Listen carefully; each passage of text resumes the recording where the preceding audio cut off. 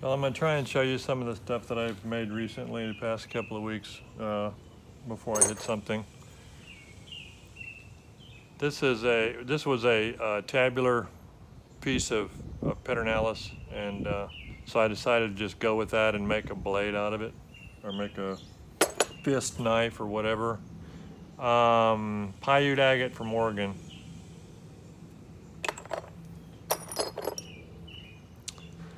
Raw Burlington from Missouri. Alabate sagittite dolomite from North Texas. A Ripley little Clovis made out of raw Georgetown. I kind of like this. This is black Georgetown. You can't really see very well, but it's got a chevron flaking type on it that I sort of was what I was practicing or what I was going for on that day, and I sort of like it. This was a tricky piece of coastal plains, probably from Georgia or somewhere, because it's got this big chalky, silicified chalk kind of silt thing in it that I had to be careful with. Came out good anyway. This was horrible, which I knew it was going to be, but this is raw Nethers, Flint Ridge, and that stuff is just so tough that it's kind of beast mode. This is a weird little piece of semi-beast mode chert from Texas, but it's sort of like it was more granular than normal. It was almost like an ortho quartzite. This was a piece of lead crystal. It's always hard to work stuff like that because you can't see the flakes. I mean, you can't see the edges or anything. This is a little peachy piece of novaculite from Arkansas. This stuff is a little tricky sometimes, and dang, you're not going to be able to see the flake scars, which was the only point of doing this one because I was trying to do it really well. But anyway, that's agatized coral from Florida. The thing about that stuff is, even though they call it agatized, you know, it's somewhat granular in a way, and it can be somewhat tough and a hassle even after it's heated. This is white novaculite from Arkansas.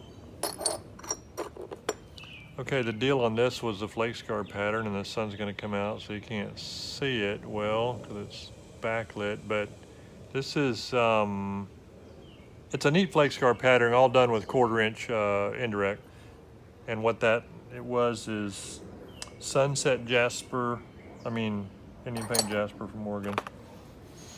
Because you can't see this either, can you? That's a Spanish diggings orthoquartzite from Wyoming. It's a cool purpley mauve kind of color with iron in it.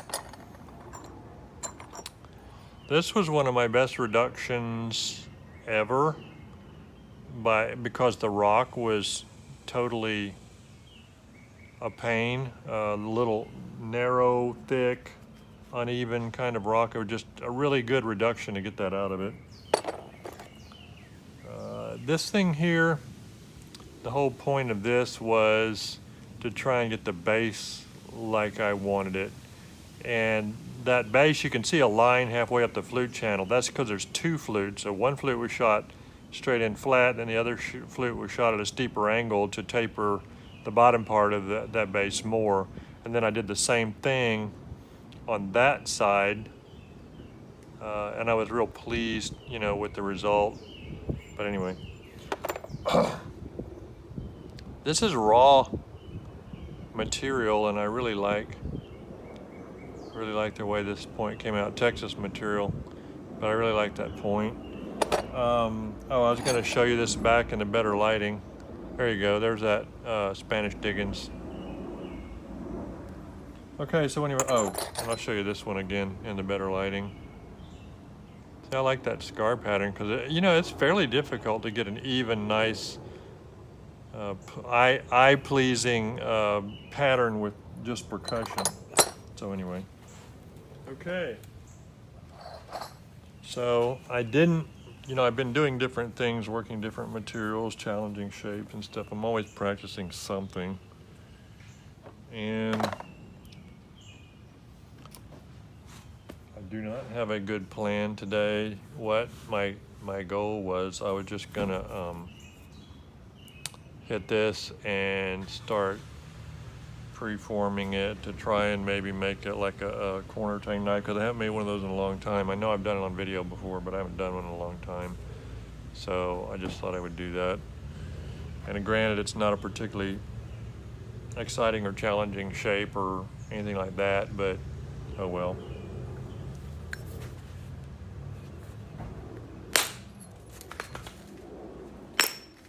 Dang.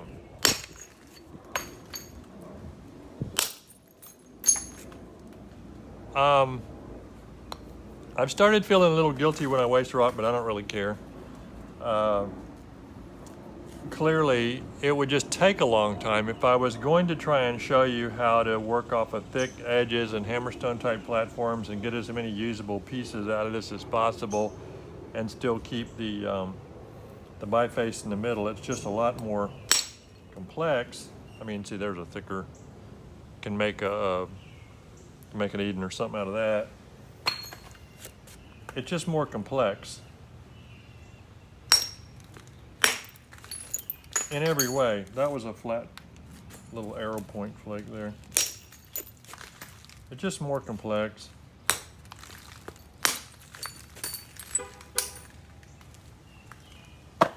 And in this particular case, as an example, I'm going to start using, I've got an old abrader that's fixing to fall in half, but I'm going to start using a new abrader now, because I hate new abraders because they're skatey at first until you get the binder material rubbed off of the exposed surface. What I was going to say is I hate losing. The reason that another reason I'm not doing the show how to take thick flakes and all is, this angle was not steep enough for what I want to do if I was going to do that, and I didn't want to lose length by straightening the angle at all, and I'm going to lose some length anyway, but oh well. Well, this is pretty thick, and I might can get in there. It's a little tight to get in there, but I might can get in there. Let's try it. That didn't work with a flip. I am getting flat flakes, but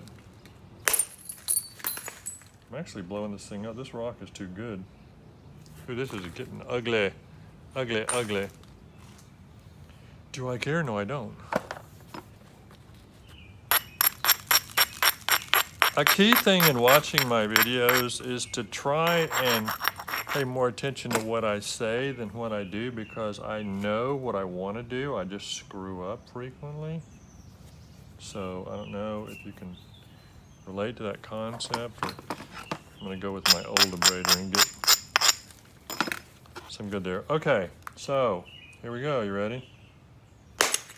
Hey, that actually ran some. Still ugly over there though. Don't care.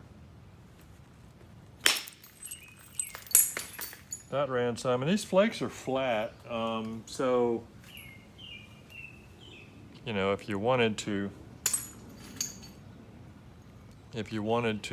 make points, the way in which I'm doing this, the concept, is valid as far as the angle and the support and stuff. It's just, in a way, again, it's pretty good rock, and so I'm kind of blowing it, but oh well. The key thing, though, with the flat flakes is get your angle right with your strike to where, and you get your platform right, and then get your angle right with your strike to where the conchoidal fracture is going to go straight inward, and then support the back edge of the thing, and you can touch the front edge on something if you want to, keep it from hinging down, but don't put any pressure at all on it that would curve the flake. So that's basically the secret. So like on this, I'm not gonna touch the front of it at all. I'm just coming in at the right angle and I'm holding the back to knock straight in. And you'll hinge it. It may roll out.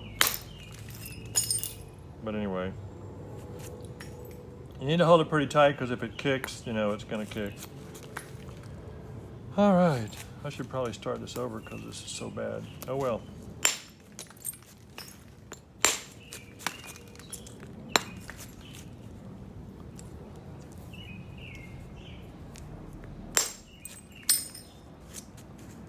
I'm coming up with that a little bit more to shoot across.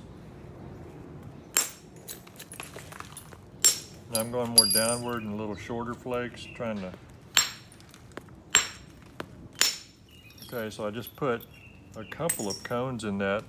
So you gotta be careful not to do that too many times, especially with this material.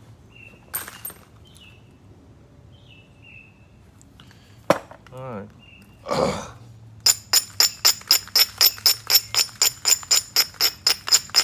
I think part of my problem is that I haven't been videoing a lot in recent history.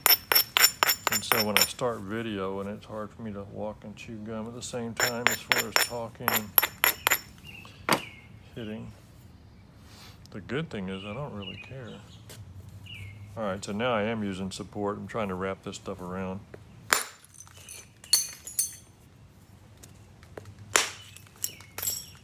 See, you just overlap them, coming and getting the cortex off.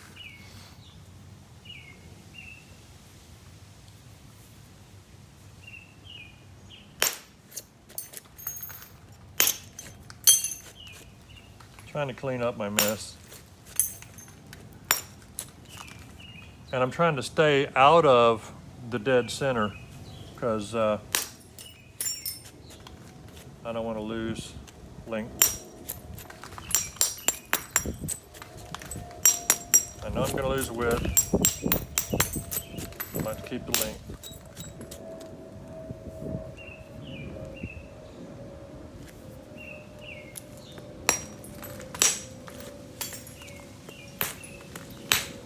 The cortex on this Georgetown is relatively thin, so it doesn't soak up the energy too badly. But as I have mentioned before, it puts a considerable degree of uncertainty into each strike. Because when I hit on directly on the flint on good quality Georgetown, within a couple of hits, I know exactly, you know, what's likely to happen as far as the amount of run goes anyway. Georgetown has a little bit of a mind of its own with this potential squirreliness, but I know what the run will be. Well, that can't be said when I'm hitting on quartets exactly. Feels like that just sort of died and didn't do much at all. I hit higher on that one and got a little more of the flint.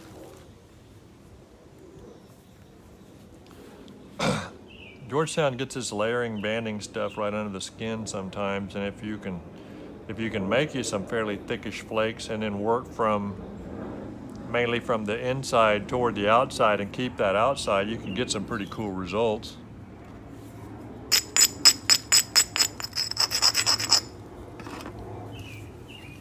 Wish me luck. The reason I said that was I wanted to hit that quick so it wouldn't fail, because I didn't have a particularly good platform. See what that did? That was because of the cortex.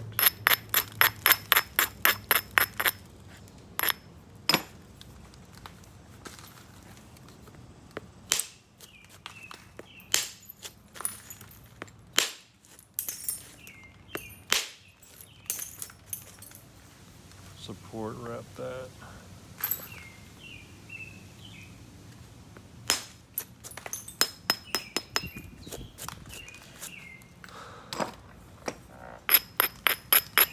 I've said this before, but this is a truism on everything from direct percussion to indirect percussion to pressure flaking. When you have a fairly thick raised surface well above what you want to have on a face, and you want to cut off a lot of that, you frequently need to turn the edge more to that side than you want to, just for the purposes of removing that mass and then turn it back. And there's a natural hesitation to do that when you don't want it turned that far in the first place, but it needs to be done in many cases, because if you do not, that was, meant to cut off a lot of that. If you don't, then you're going to get, in many cases, insufficient thickness removed from the flake, and you can only do that so many times before you run out of width.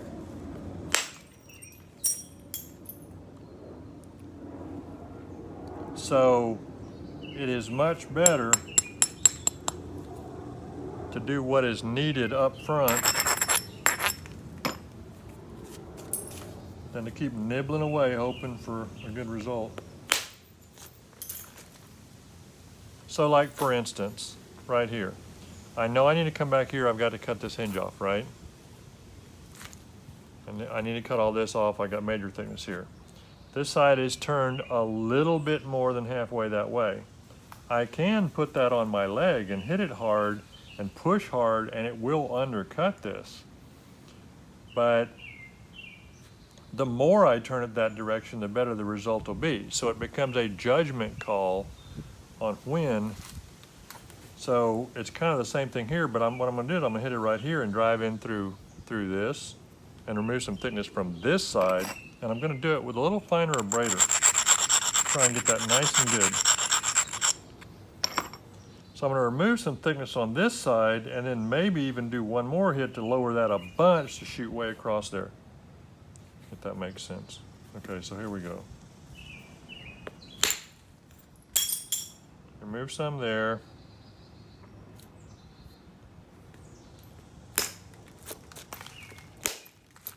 Remove some more there.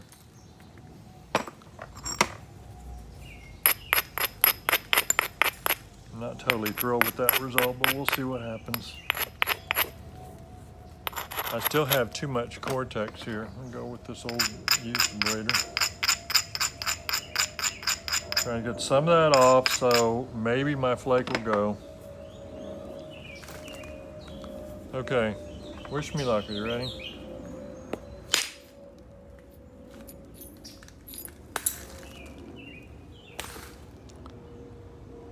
So you can see it lowered that area a fairly good amount.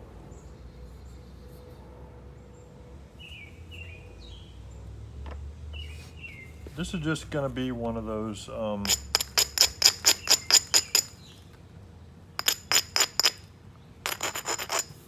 not great days with regard to this stuff. Got a little nub there. I'm going to come try and put support on there.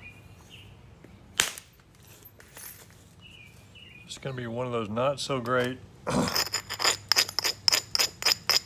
videos as far as the talking and the instruction goes, but hopefully the concepts themselves are what I'm usually after as far as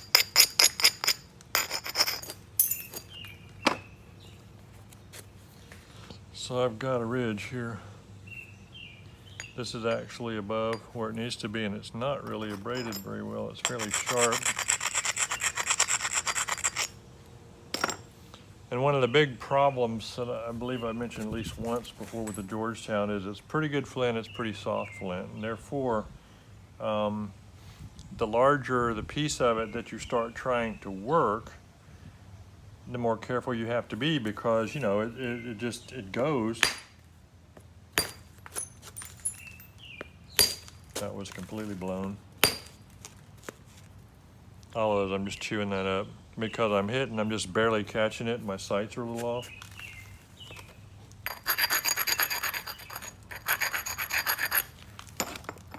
So we got a nub here. We're coming back across this stuff.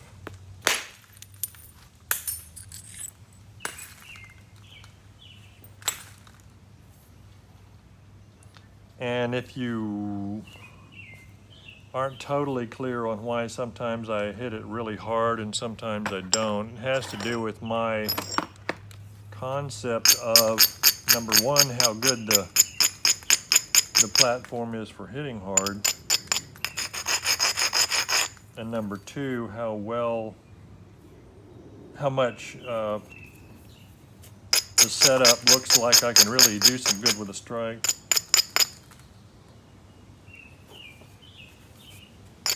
I mean, if there's nothing really behind it and I'm just doing a blender that's going to run out into the air, there's no point in hitting hard.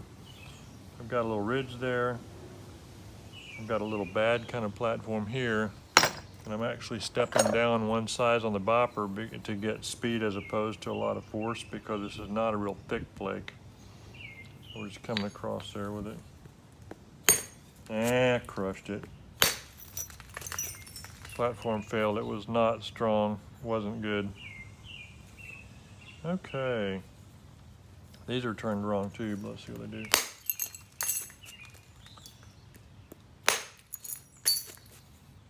Big thin flakes. That one wasn't very right, but I'm trying to, you know, help myself out a little bit here with the thickness. That was crummy.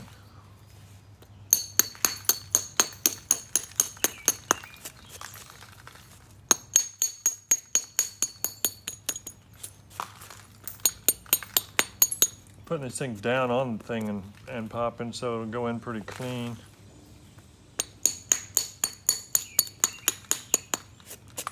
Getting somewhat down on the edge, but you can see it's pretty clean.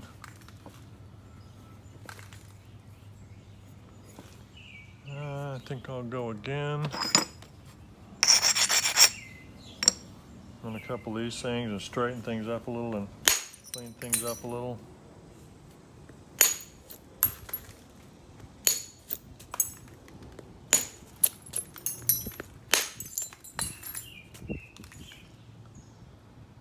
This is a mess right here. We're not going to hit that at all right now until I get some other stuff out of the way and I can get on top of it a little more, but even then it might fail because it's damaged. I could probably hold it like this and come down like that and hit it, but I don't think I will right now. Turning it.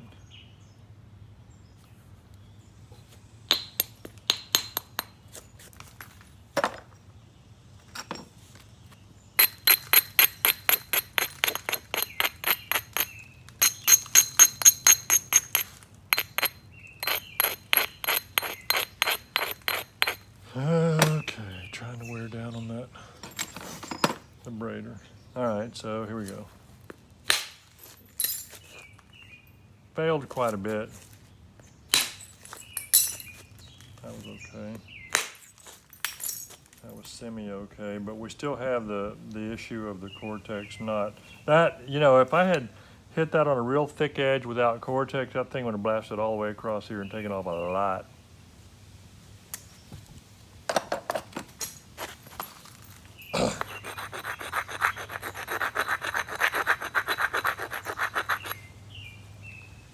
But I don't want to sit here and be grinding all day trying to get through the cortex just to show you a flake. It's better to just do what you can do and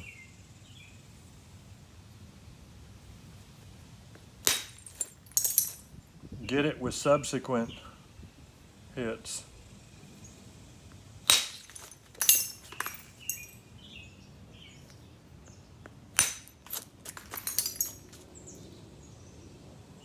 It's amazing how, okay, you see how this is damaged right there?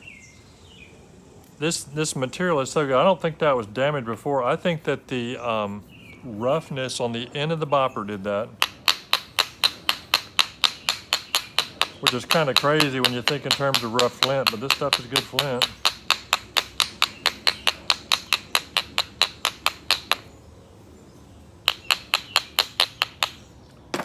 The higher quality Georgetown does not need heat, and if you heat it, you're probably going to make it really squirrely.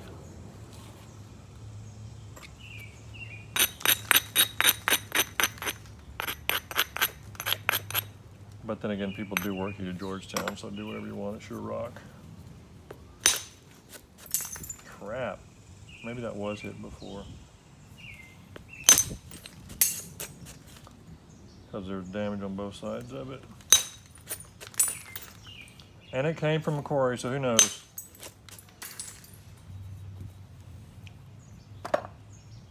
Okay, so I wasn't trying to do too much because I really can't until I get the cortex off.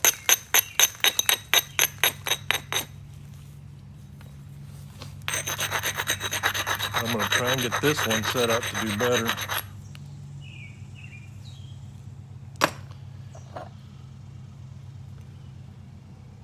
Okay, ready?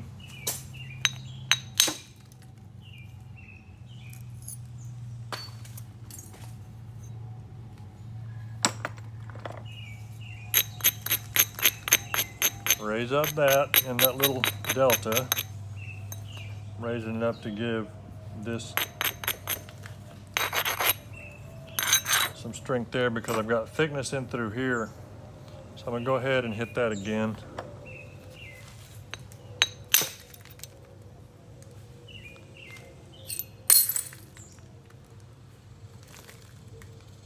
Looks like a little crack in there.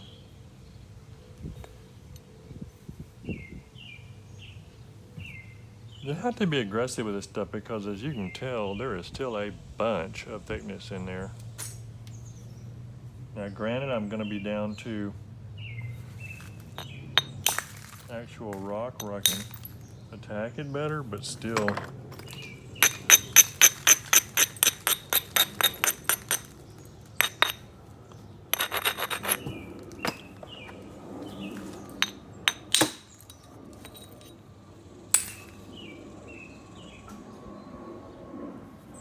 It's a race. It's a race against width loss.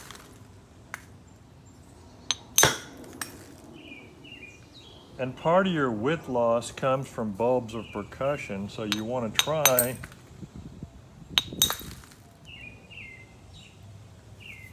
and limit those.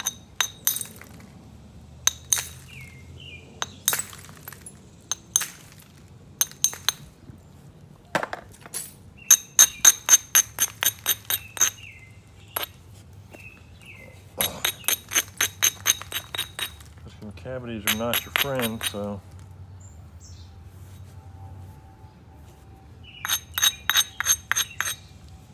All right, anyway, here we go. Trying to have it come in at an angle where it's not too steeply beveled, but where it moves it.